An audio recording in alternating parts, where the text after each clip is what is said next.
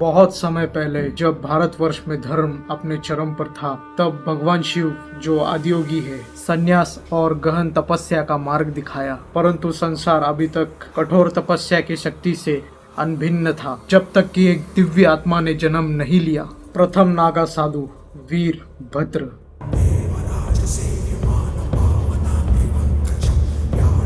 महान ऋषियों के युग में जब अहंकार और अभिमान ने ज्ञानियों तक को प्रभावित करना प्रारंभ कर दिया, तब राजा दक्ष प्रजापति ने माता सती और भगवान शिव का घोर अपमान कर दिया तथा उन्हें अपने महान यज्ञ में आमंत्रित नहीं किया। इस अनादर से आहत होकर माता सती ने स्वयं को योग अग्नि में समर्पित कर दिया। अत्यंत क्रोधित होकर भगवान शिव ने अपनी तीसरी आंख खोली और एक अत्यंत उग्र योद्धा को उत्पन्न किया। वीरभद्र, राख से लिप्त शरीर, लंबे जटाधारी भाल और अनेक हाथों में शस्त्र लिए वीरभद्र एक तूफान की तरह दक्ष की यज्ञ में उतरे और सब कुछ नष्ट कर दिया।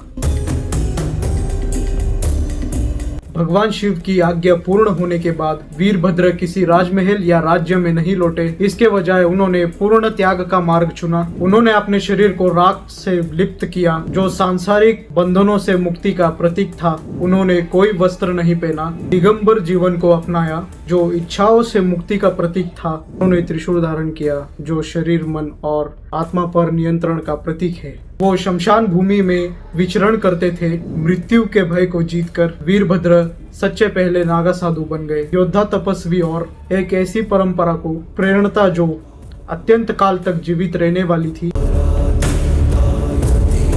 भगवान शिव ने वीरभद्र को उग्र वैराग्य को देखकर उन्हें आशीर्वाद दिया और कहा, तुम मेरे योद्धाओं में से पहले हो, धर्म के रक्षक हो और तुम उन लोगों के नेता बनोगे जिन्होंने सर्वोच्च सत्य के लिए सब कुछ त्याग कर दिया। वीरभद्र ने अपने अनुयायियों के साथ नागा साधुओं का पहला समूह बनाया, जो हिमालयों में घूमते हुए अत्यंत कठिन परिस्थितियों में ध्यान करते थे और सनातन धर्म को पवित्र ज्ञान की रक्षा करते थे। समय के साथ अनेक ऋषि, योगी और तपस्वी उनके मार्ग का अनुसरण करने लगे और नागा साधुओं की परंपरा का जन्म हुआ, जिसके बाद में आदि शंकराचार्य के द्वारा अखाड़ों में संगठित किया गया।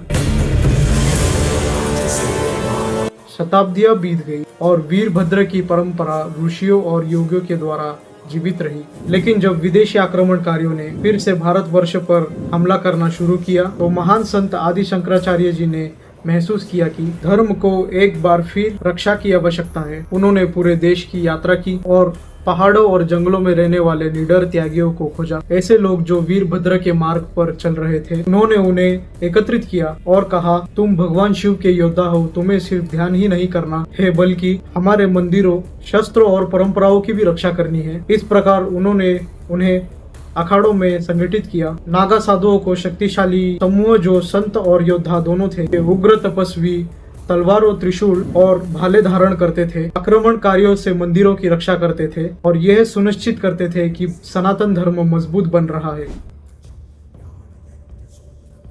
अपने अस्तित्व को चहित करने के लिए नागा साधु कुंभ मेले में एकत्रित होने लगे, जहां उन्होंने शाही स्नान, राजसी स्नान का नेतृत्व किया। पवित्र नदियों में प्रवेश करते हुए जैसे वो आकाशीय योद्धा है, भस्म में लिपटे अनेकों लंबे जटाओं के साथ वो हर हर महादेव के जयकारों के साथ चलते थे, यह दिखाते हुए कि सनातन धर्म कभी नष्ट नहीं होगा। आज भी नागा साधु धरती पर विचरण करते हैं, शिव जी को योद्धाओं के रूप में जीते हैं, संसार से विरक्त फिर भी धर्म की रक्षा के लिए सदैव तैयार। उनकी कथा, बलिदान, भक्ति और भगवान शिव के प्रति अनंत श्रद्धा की है। इस प्रकार नागा साधुओं की परंपरा का जन्म हुआ, जो भगवान शिव के समय से अखंड रूप में चली आ रही है। ऐसी ही अनकही अनसुनी कहानियों के लिए subscribe to Divine Talks channel. और आज हमारे इस चैनल पर 50 सब्सक्राइबर्स डन हो चुके हैं, जो कि हमने हाफ सेंचुरी मार ली है।